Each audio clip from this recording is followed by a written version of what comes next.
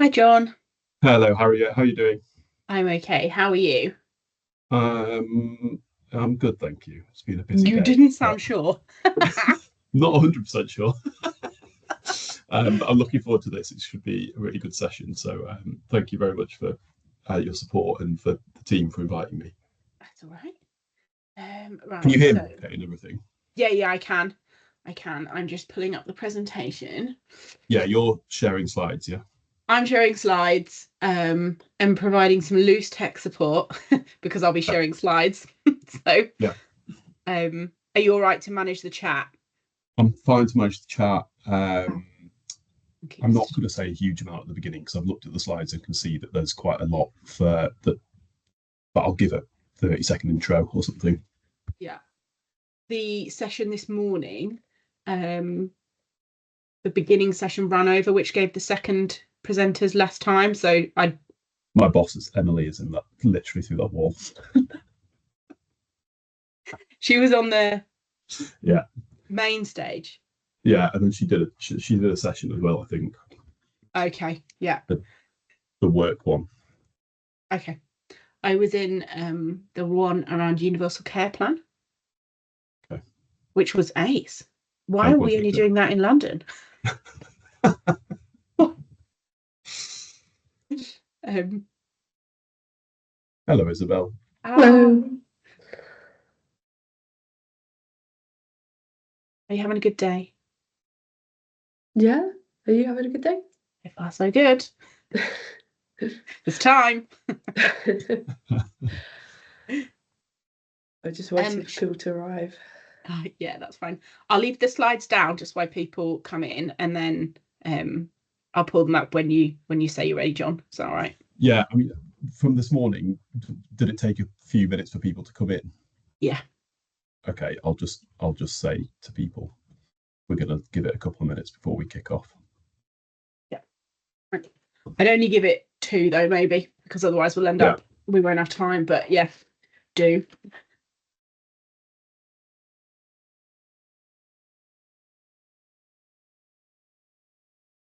Whereabouts in the country are you both? I'm in London in our office near London Bridge. Nice. Yeah, I'm also in London in our office in West London. So Nice. how about you, How is it? Harriet? I'm up in York and it's very grey today. But apparently the grey is not going to last. I was in Yorkshire all weekend because of my family are from Sheffield, Harriet. Oh. So as I was driving up on Saturday morning, I couldn't quite believe that I was leaving the sunshine. And although it was actually okay in the end, wasn't it? But it was a bit hit and miss, I guess, on Saturday. Yeah. You needed to come all the way up to North Yorkshire, you see. Wouldn't Because ever dream of venturing that far. the sun shined all weekend pretty much. I think we had like well, I know it shined all weekend because my husband played cricket and they only came off for 10 minutes. So the rest of I the time, sun was shining. I was actually at Headingley on Sunday. Oh, were you? Yeah, and it was miraculous that it didn't rain. But I haven't even looked at what's going on today. Uh, they were 147 for naught. So they're still in, but they need to get a move on. Yeah, oh my gosh. Oh, what Yeah, are I we doing couldn't doing believe that this? We should Claudia be Duckett watching was the still in. cricket. I had a glance at the TV when I had my lunch. They might not be still now. It is, it's 172 for naught. There you go. But they've got to get like 200 more runs. Isobel, are you cricket minded? Not at all. So I'll just let you talk about it. Should we just turn this into a cricket watch along? Your phone out. Yeah, just a little. I share an office with my husband, but when I'm on calls, he gets booted out to the living room. And he'll be sat in there with his laptop on watching the cricket as well. He works for a sports gaming company, so it's socially acceptable in his job for him to do that. Fair enough, yeah. Very, very different work. Can't believe I've not been doing it all morning, actually. No, you've said that. Anyway. Okay. Yeah, no, it's yeah, we'll see. I mean, Headingley is a magical ground. Yeah. Strange things. We love a chase. Yes, I've been several times lucky enough to go and see the Ashes there, and we saw India last time they were there. So I got I was meant to go to Old Trafford to watch England India a few years ago, but it was the year that they cancelled the match because of the one of the Indian players got COVID. yeah. Those fun years. Oh yes, remember them well. I think that, yeah, Juggling, trying to work, as obviously we couldn't stop doing what we were doing, with a toddler running around. My daughter was 18 months old at the time, but gosh. both of my children were premature, so their lungs are a bit binny, so we couldn't risk sending her to nursery. So yes, that was fun. Yeah. Were we expecting Hayley and is it Claudia or Claudia? Do we know? Claudia, I assume. Claudia, I assume. They might. What happened last time actually is some people were in the main session, so when they then split out, they came across. Yeah. So let's hope that's going to happen, because I'm not confident to run through the ADASS presentation. Give it a go, probably. You probably could. looking at where you've come from to. Yeah. You have a better shot at it than I would.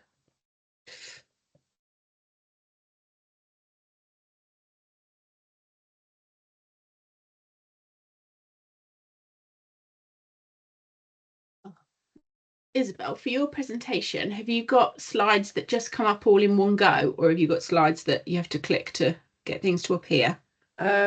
Yes, I think they're straightforward slides, no animations or anything. So yes. I can mention when we need to move slides on. Yeah, if you just say next slide, please. If it's really obvious, I'll try and save time, but yeah.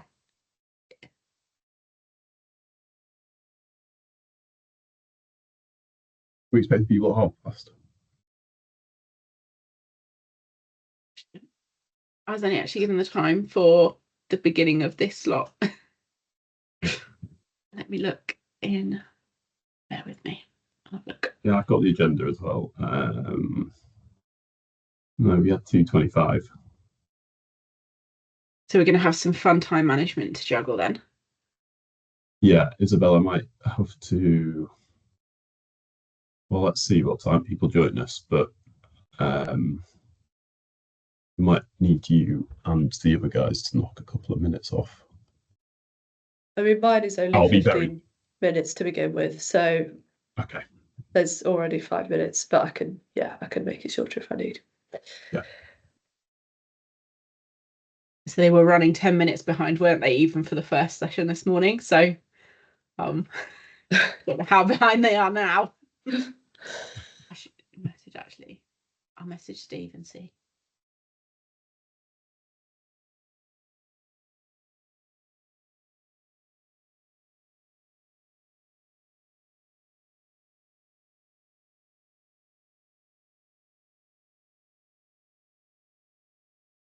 Quite an apt session for us to be running today, considering what's been going on in Parliament over the last 24, 48 hours with welfare reform. Yeah, yes, very topical. Indeed.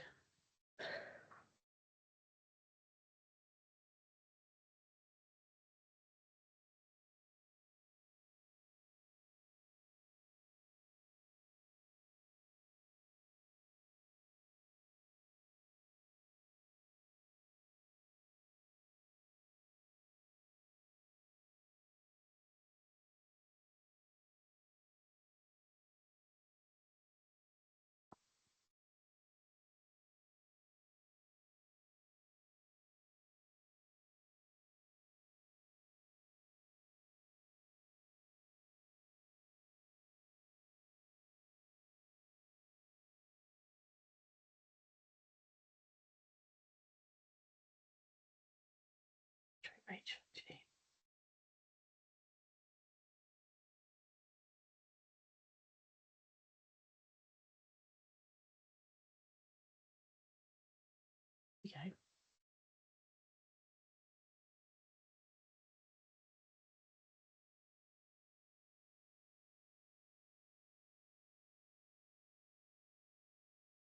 Good afternoon, Louise. Hi. Have you just come from the main session? Yeah, Has it just finished then? I don't think so, but I thought I'd better check whether you'd already started. So, I think we're going to be hanging on for a little bit then. okay. Did it feel like they were close to wrapping up? I think so. Yeah, they had a couple of slides. Okay, super. Thank you.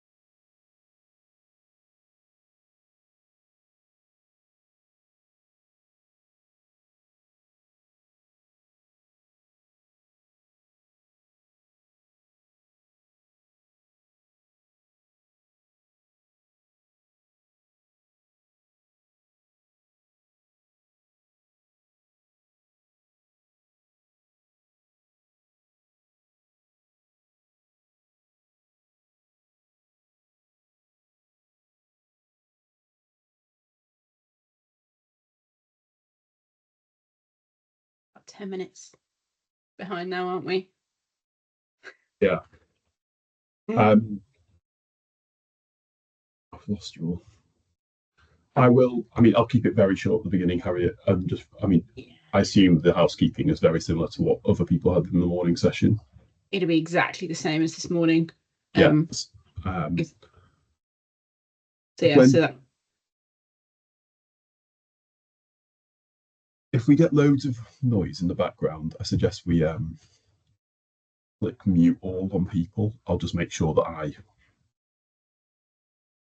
try and come off mute before I start speaking. that's fine.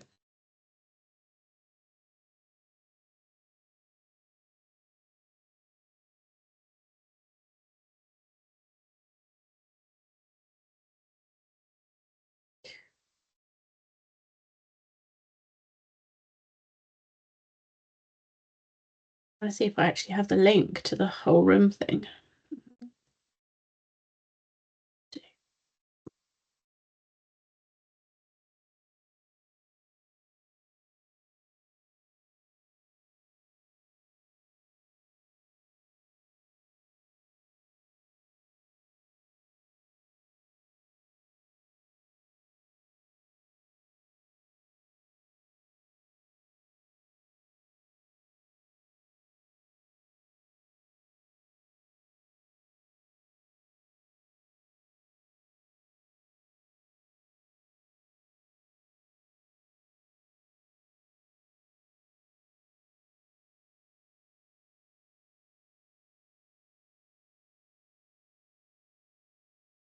Oh, Louise has just put in the chat that they're having a 5-minute break now. Okay. Okay. Well, I think that there's time at the end for questions, and we might not get that. People might just have to email their questions in to speakers if you're happy to take them that way. Yeah, of course.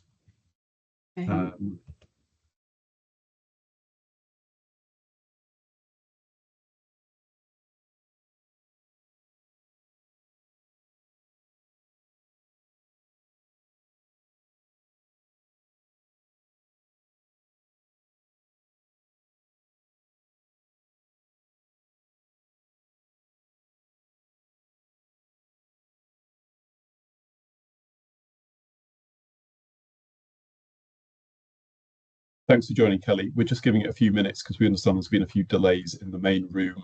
So we're going to just pause until we have a good number of people joining the session.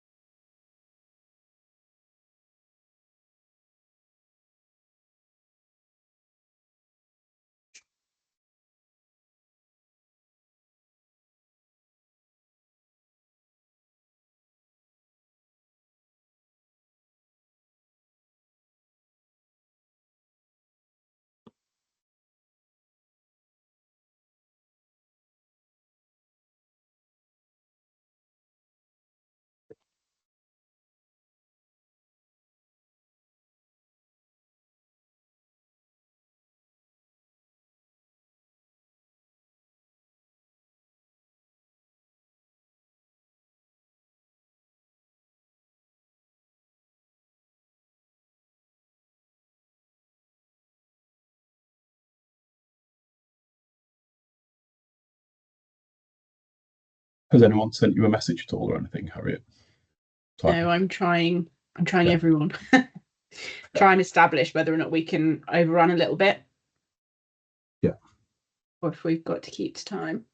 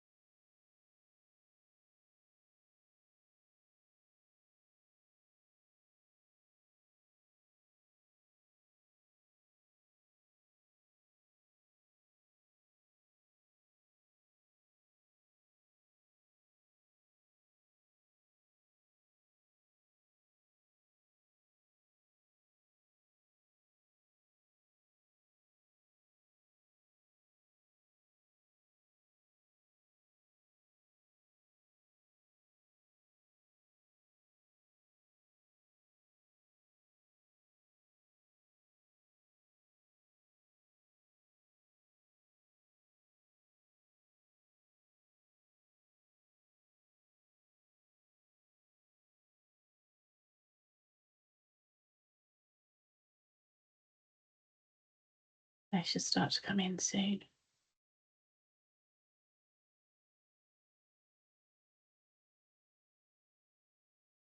Hi, Michelle. Hey. Hi, we're just we're running a little bit behind, so we're just going to give it a few minutes for people to join, and then we may. Harriet's trying to find out whether we've got time to overrun at the end or whether we need to keep time, so we'll manage accordingly.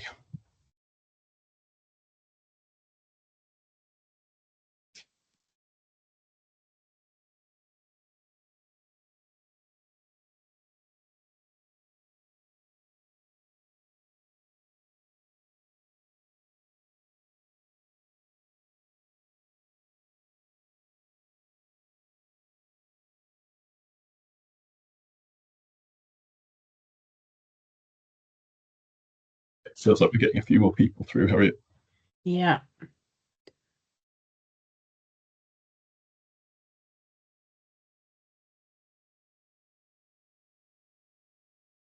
think we had 41 this morning.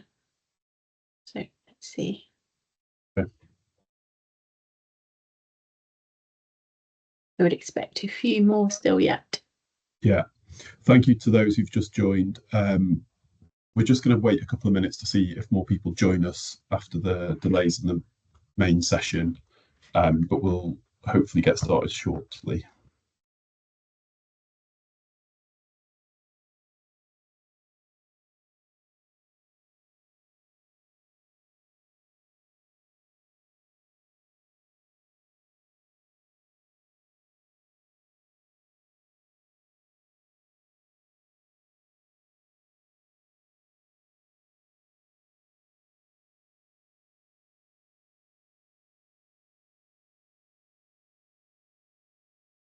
John, I'm just quickly going to jump over to the other room, okay, just to see if I can ask the question in there, and then I'll be back in 2 seconds. Yeah, can you see if you can see Hayley and Claudia as well? Yep. Thank you.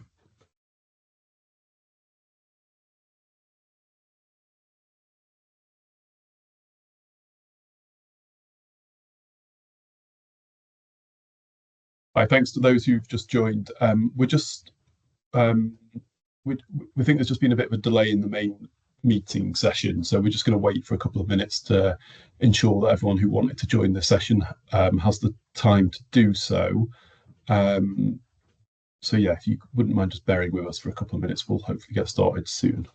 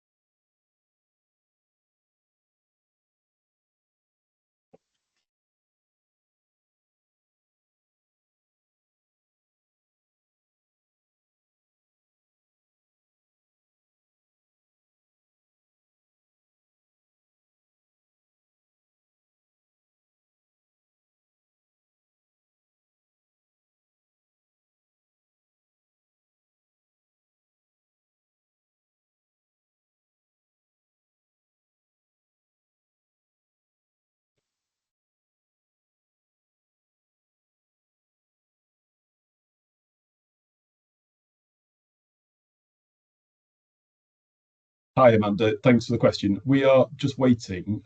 Unfortunately, I think the previous session overran, and Harriet, who is supporting this session, has just gone to find out what time we should be starting, whether we can overrun at the end of our session. So thank you for bearing with us. We'll hopefully be kicking off shortly. The other sessions have already started, just so you know, because I popped into those and then I've come to this one. But just so you're aware. Thank you. That's very helpful. Harriet, how do you want to proceed? Yep, so we can go through till 1:15.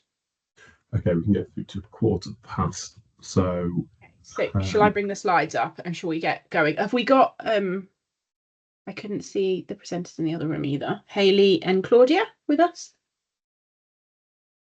I don't think we do. Isobel, are you happy to do your presentation after I've introduced the session first, and then we'll hopefully be able to go to them. Apologies about this, everyone. Well, welcome everyone. I'm John Perryman. I'm Head of Policy and Public Affairs at CARES UK, and I'm very pleased to have been asked to chair this session today on how caring has an economic impact and a negative financial impact on people. I think it's an extremely timely moment for us to be holding this session, considering some of the reforms that the government has brought forward recently through its Universal Credit and Personal Independence Payment Bill. And I know there's been a lot of parliamentary activity this afternoon, which has been worth keeping an eye on. Harriet, if you wouldn't mind showing the slides. Yep. Just while you're doing that, just some general housekeeping, which I think for people who attended sessions this morning, the session will be recorded. Please turn your camera off if you prefer not to be recorded, and keep your microphones on mute during the presentation. We'll be taking questions and looking to answer those at the end of the session. So please do put any questions or comments you've got in the chat box throughout the event. And you are able to enable closed captions for subtitles during the meeting. and recordings of the meeting will be available afterwards. Considering we've started late, I'm going to, at this point, ask Harriet to whiz through the slides till we get to Isobel's. We've got Isobel Roberts here from Independent Age. So Isobel, I'll hand over to you to kick us off. Great, thank you so much, and thank you for having me, everybody. My name is Isobel Roberts, and I work as a policy manager at the charity Independent Age, which supports older people in financial hardship. I think originally the plan would have been that the first speaker would have given an overview of the financial issues faced by some carers, and I'm going into a bit more depth around the financial impact of caring on people aged over state pension age specifically. So I'm hoping that will be useful. So if we move on to the next slide, please. So I'll just really quickly go through who Independent Age is for those of you who haven't heard of us. So we are a national charity.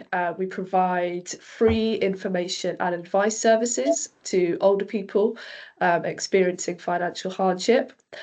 We have a grants programme through which we fund local organisations that work with different communities of older people. And we also do work around policy and influencing, essentially to look at policies and decision making that could be improved in order to improve things for older people who are living on low incomes. So to move on to the next slide. So this is just to give a bit of background on the experiences of older carers experiencing financial hardship. So as I mentioned, Independent Age specifically supports people aged over state pension age on a low income. So I'll be honing in on that group, but a lot of what I will say will also be relevant to carers across the age spectrum. Many of you may already know that a large number of carers are aged 65 and over. What is maybe less known is that there are a pretty large number of older people who do live in poverty, and carers make up a big portion of this. So overall, there are nearly 2 million older people over the state pension age who live in poverty, according to the government's own data. The reasons for this can be varied. Some might have had a low-paid job during working life. They may have experienced long-term health conditions or disabilities that limited their ability to save into a pension. And of course, being a carer during working age can also have a huge impact. Independent Age identified carers as one of 6 groups that are at a higher risk of experiencing poverty in later life. Other groups include single people, women, people from racially minoritized groups, those with long-term health conditions and disabilities, and private renters who are all more likely to be facing poverty in later life. And 20% of carers over 65 are in poverty compared to 13% of non-carers. So there's a really clear difference there. Being an unpaid carer during working life can impact whether someone is able to work at all, how much they're able to work, and how much they can contribute to a pension, whether that's an occupational pension or paying into a state pension. 6 years out of a paid role to provide unpaid care can result in a 13% loss in pension savings, estimated at £5,000 for each year that a carer is out of paid work. So yes, both older people who provided unpaid care during working age and those who provide care after state pension age can find that their finances are impacted. And it's worth noting that women are more likely to be unpaid caregivers during working life and during early later life, but men are more likely to provide unpaid care after the age of 80. And this quote that's on the screen is from some research that we recently did, a survey respondents talking about their experiences of having cared for their husband for 36 years, cared for their mother, and that impacting their ability to work outside of their caring role. So on to the next slide, please. So yes, I think just to add to this, between 1978 and 2010, the Home Responsibilities Protection Scheme was in place with the intention of providing additional support for carers who missed out on working. But this system was flawed, and it meant that many people missed out on the opportunity to boost their state pension entitlement. Since 2010, the National Insurance Credit System for carers has provided better protection for this group. But while this might have improved state pension incomes for carers, many still struggle to build the extra workplace savings on top needed for financial stability in later life.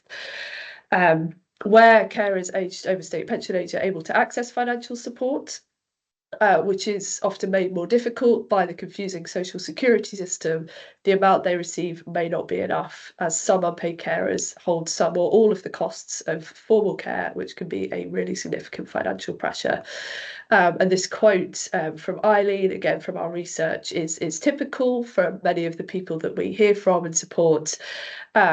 As a charity, she speaks about supporting her husband who had an Alzheimer's diagnosis. Before that, she was a stay-at-home mum for a period of time, and she just wasn't really able to access a workplace pension. So moving on to the next slide, please.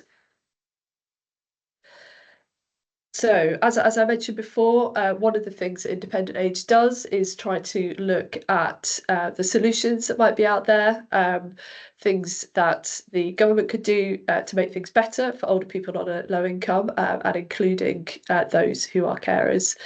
So, there's a few things that we've been thinking about and advocating for in relation to this. So one of the things that we regularly hear from the older people that we support through our services is that the process of accessing carers allowance if you're over state pension age is extremely difficult and confusing. As some of you might know, most carers who are receiving the state pension are not eligible for income from carers allowance because of the overlapping benefits rule. So if they're getting over about £82 a week in state pension, they can't get a payment from carers allowance.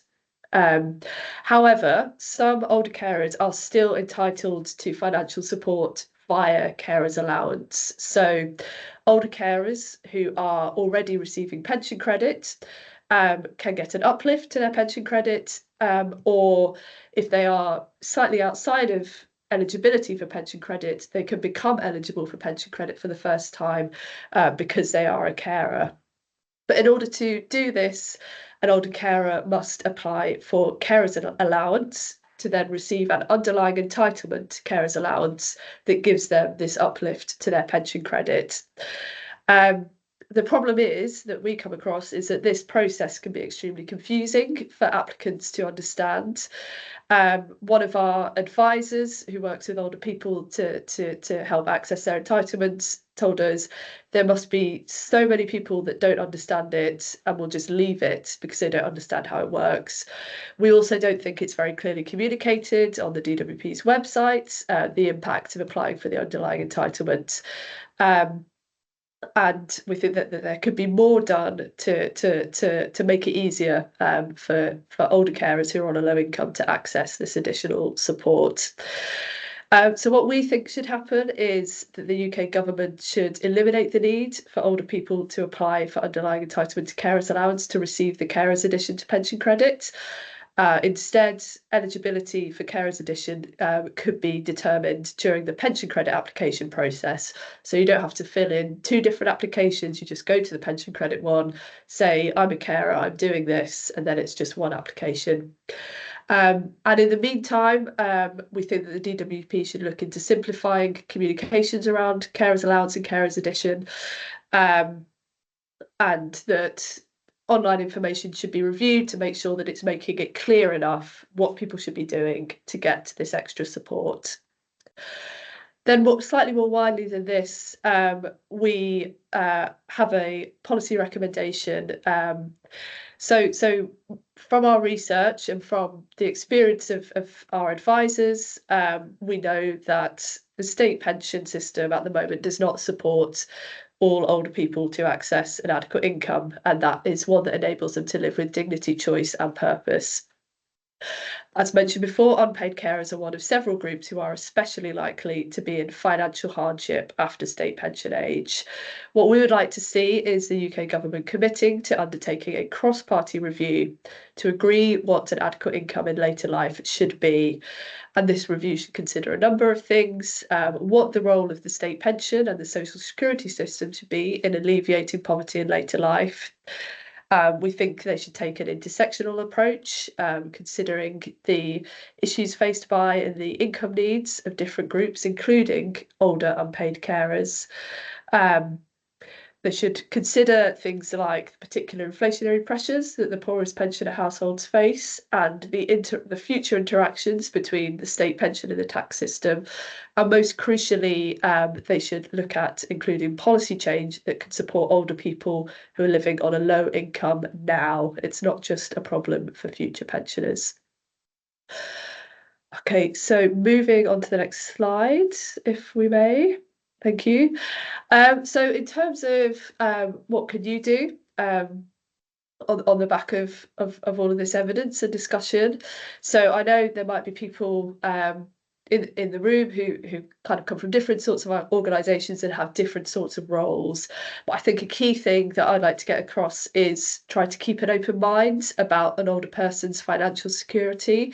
I think there can often be a misconception that all older people or people on the state pension are better off, they're doing fine. We know that's not the case, and it can be difficult to admit that, to come forward to support.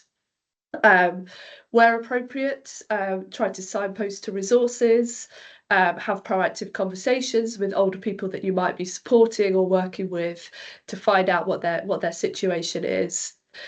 In terms of what Independent Age might be able to do to support you or your organisation, we offer training for professionals that can be helpful for going about those conversations if you're working with older people, trying to figure out if there is financial support such as pension credit or carers edition that they're not getting that they should be. We offer a range of free advice guides, including one that focuses specifically on benefits for carers. You're able to order up to 10 copies of a guide online via our website, and you can also access the guide in large print and in an audio format.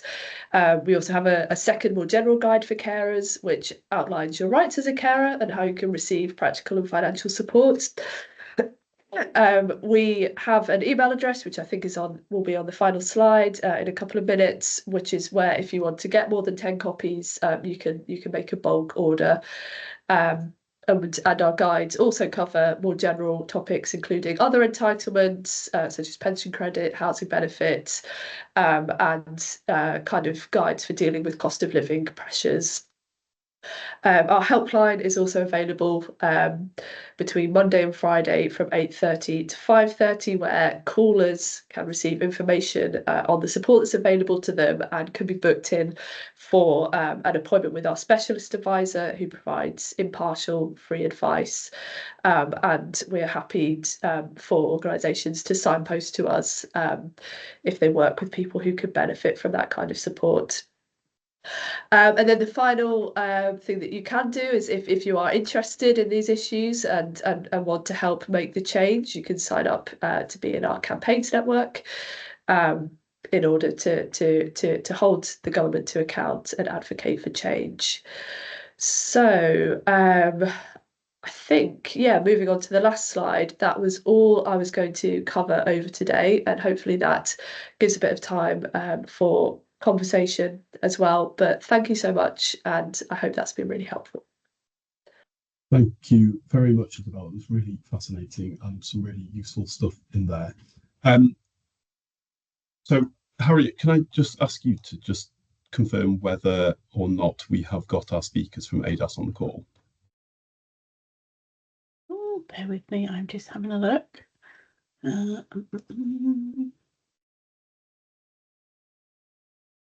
I can't see Hayley or Claudia.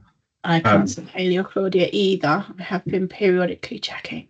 That's fine. What I would suggest that we do then, I'm very happy, Harriet, to give a bit of an ad hoc overview of some of the work that CARES UK has been doing over the last kind of 18 months around the financial challenges carers are facing, if you're happy for me to do that.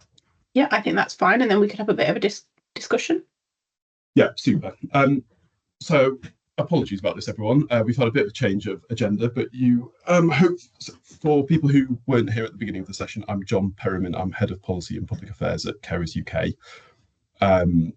We're a membership organisation that represent tens of thousands of carers and was established as an organisation 60 years ago, primarily as a campaigning organisation to raise awareness of the significant difficulties that people face when providing unpaid care.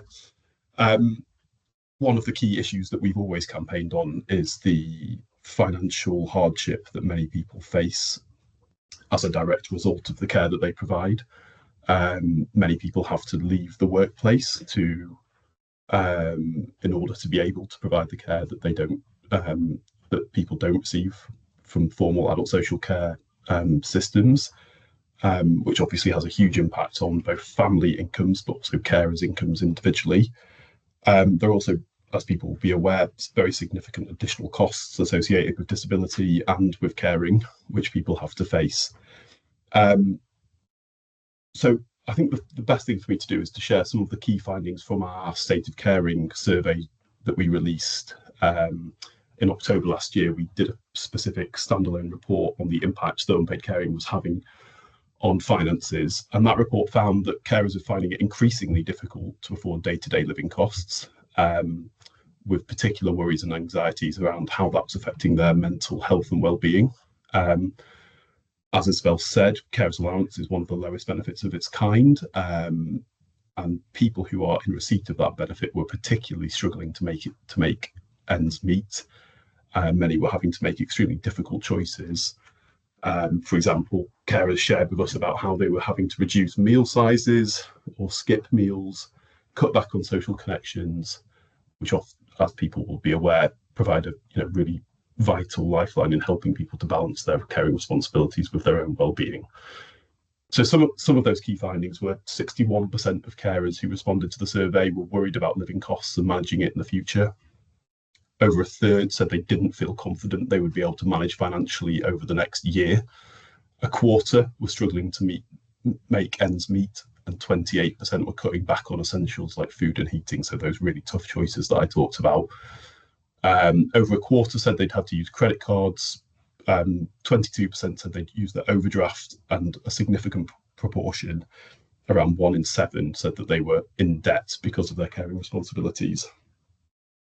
As I touched on, that the impact that financial strain is having on people's well-being is really profound. So over half of carers said that financial situation was negatively impacting their mental health, with 2 in 3 saying they felt stressed or anxious when they think about their financial situation.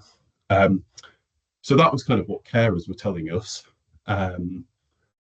around their own experiences through State of Caring. And we also then kind of tried to zoom out, and we did another piece of research with a think tank called WPI Economics. And in September last year, we released a report which was trying to kind of map what this financial hardship on an individual basis looks like when you zoom out and look at across the economy. I think really scarily, we found that 1.2 million unpaid carers are now living in poverty in the UK. 400,000 of those are living in deep poverty, which is 50% below the poverty line. So that's really significant numbers of people, and we're extremely worried about the deprivation that people are facing. Poverty rate for carers was 50% higher for those who did not provide care. So about just over a quarter of carers are living in poverty, and it's around 18% of the overall population. With 1 in 10 carers living in deep poverty, as I said, that's 50% below the poverty line.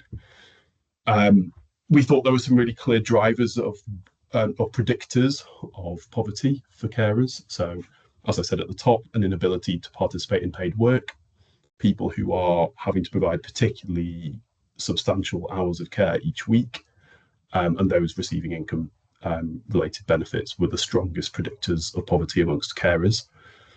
So to kind of put that into some context, the poverty rate is more than double for those providing 35 plus hours of care a week, so the threshold for receiving carers allowance. That was 43% compared to those who are not unpaid carers. And the group with the highest rate of poverty amongst carers was aged 25 to 44, so a younger cohort. We also, through that research, did some modelling around what would be the most effective mechanisms or policy decisions that the government could take to alleviate the poverty that carers are experiencing. And what that found was, I think, not exactly what we were expecting. So some of the measures, such as raising carers allowance by £10 a week, were actually not effective at all at combating carer poverty. And so we need to think really carefully about the policy solutions that we're suggesting to government, and in the fiscal environment that we're working in, I think how effective some of those are. But we go into really significant detail about what measures we think would be the most cost-effective things to do to lift the most amount of people out of poverty. So an immediate uplift to the carer element of universal credit, and the carer addition in pension credit would be the most effective, we thought, way of doing that. But I won't go into too much detail around that because it becomes really complicated. Just quickly to kind of move on a little bit, I think because of rising cost of living over the last couple of years, we at Carers UK wanted to act in coordination with other organisations across the sector, including Independent Age and others who are particularly concerned about the direction of travel we've been seeing over the last 10, 15 years around carers and financial hardship. So we acted to establish the Carer Poverty Coalition, which is a grouping of 140 organisations that Carers UK leads. We're delighted to have the support of some really big national charities, but also lots of really important local carers organisations and other poverty groups. And our message is pretty clear that we're campaigning to end carer poverty. And I think even though that might be a long road to go, I think it's really important that we speak with a united voice and quite a simple message that it is just simply unacceptable that so many people are living in poverty because of the care that they provide. In terms of what we are calling for, I mean, as I said, we've got that overarching simple message, but we appreciate we need to take some steps to get to that end goal, which is going to take some time. I think, like Isobel was talking about, I think we really want to see significant reform of the benefit system. I'll come back to that in a second, because we don't think what the government is proposing to do at the moment is at all the right direction of travel. But what is currently in place in terms of financial support for carers is not working. We also agree that there needs to be an urgent inquiry into the links between caring and poverty. And I think, again, that speaks to what Isobel talks about around ageing and poverty, and really understanding what some of the interrelated issues are here that's driving this level of deprivation. We think there needs to be a full and comprehensive and open review of the benefits that carers receive. Carers allowance was established in 1976, and we lived in a very different society back then.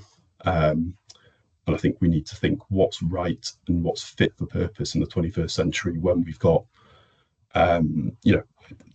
what's right for our society now, and what are acceptable levels of welfare payments to be giving people who are doing so much to care for others, often at their own expense. And then I think there's some shorter term things that we could do to make the system better immediately around, reforming some of the eligibility rules for carers allowance. People who are providing care for two people, it doesn't seem fair to us that you would only get payment for one of those caring episodes. People who are providing 20 hours of care, it's still a very significant responsibility. So there's lots of things around that. There's also things around the study rules and the earnings limit that we think do need to be changed. Finally, I'll just touch on what's actually happened from our perspective since the general election in July. One of the really big issues that emerged before the election was the issue around carers allowance overpayments, where hundreds of thousands of carers, 60 million carers, were being had kind of inadvertently broken the earnings rules for carers allowance, and then been asked by the Department for Work and Pensions, sometimes after many years of exceeding the earnings limit, to repay very large sums of money, in some cases upwards of £20,000. So the government acted swiftly, and to their credit, did establish an independent review that was led by Liz Sayce into that issue. We're expecting that review to deliver its report to the Secretary of State extremely soon, and we hope that it's going to really lead to significant reform of that part of the system, which has meant so many people have fallen foul of the rules and been left with debts to pay back to the department. The Chancellor in her autumn budget also did, we warmly welcomed a significant rise to the earnings limit for carers allowance. So it was the largest rise since carers allowance was established back in 1976, allowing people to earn around £45 a week more, and effectively pegging that earnings limit to 16 hours at the national living wage. So people can still work for that many hours, whilst I think they can earn £196 a week while still receiving carers allowance. However, we are very concerned that the steps and the reforms that the government set out in its Green Paper back in March, its Pathways to Work Green Paper, which is going to reform, most importantly from carers' perspectives, the eligibility rules for PIP, is going to have a really devastating impact on hundreds of thousands of carers. So the government's own assessment is that 150,000 carers will lose their entitlement to their carers' benefits by the end of this decade. And that is because carers PIP is one of the main gateway benefits for people claiming carers allowance. So the person that you care for has to be in receipt of a certain benefit for you to claim carers allowance. And because of the numbers of people who are going to lose their PIP, 150,000 carers are going to lose their carers allowance. That will result in a £500 million spending reduction on financial support for carers, which we at Carers UK think is the biggest effective cut to carers' entitlements since 1976. So John, I'm just going to have to stop you there, only because the main room session is restarting for people now, because we've just run over the quarter-past mark. Okay. Sorry, I thought we had until 1:45. Oh no, Apologies. quarter-past. Sorry, did I say the wrong thing? Potentially. Okay. I think that they've just restarted quarter-past in the other room. Let me just double check. Okay. Hi, John. While we're here, can I just say, I know I hear what everybody's saying, and I'm doing some research at the moment. It is impenetrable, the communications around the benefits. So is there anything to lobby and say, DWP, can you blooming rewrite this so people can actually understand it? Yeah, I think that's a really good point, Angela, and something that we've raised consistently with them, that people just do not understand what they're entitled to. And when they do understand, and even if they do understand what they're entitled to, the forms are extremely difficult. One of the key things we've kind of fed back to them through the overpayments review that's being conducted is just how opaque those rules were. People had no idea that they were inadvertently breaking the rules, even when they were claiming. So yeah, I think the comms side of things needs to be hugely improved. Mark. Yeah, just very quickly, it is complicated. We saw in West Sussex a massive spike in carers coming forward for the first time when the cost of living crisis was at its peak. Yeah. We piloted a dedicated carer benefits post. It's now 2 posts for a minimal investment. They basically serve about 840 carers a year, and they usually identify anything between £1 million and £1.5 million worth of unclaimed benefit for the carer or the cared for. So that's something we can do now, as I say, for a minimal investment, is just help carers claim what they're entitled to, and indeed, their loved one, because often people are, because it's complex, and it can be life changing. There was one household, the total package come to £20,000 a year. They thought they were heading to destitution. They'd been living abroad a year, didn't think they were entitled to anything, nearly spent all their savings, and suddenly they were £20,000 a year better off. So have you got, sorry to jump in because this is fantastic, but have you got a little guide or? It's on the Carers Hub. I can send you a link. Oh, would you? Yeah, That because would be, ADASS were looking for best practice, and we submitted that. that would be superb. Thank you. Okay.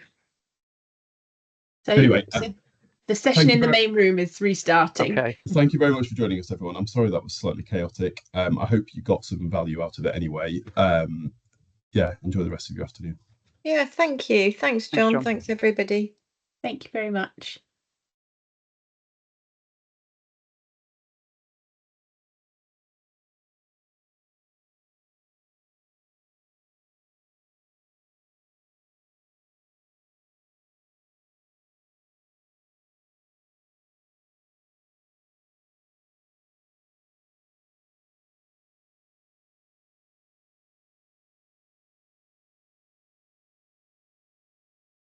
I don't know if there's anything we need to do follow up on that or. Oh, well done, both of you. I'm sorry if I ran over as well, Harriet. I thought we had more time. I didn't realise it was so short. No, it was just a half an hour. Actually, by the time we started, it was quite good that ADASS didn't come. Yeah.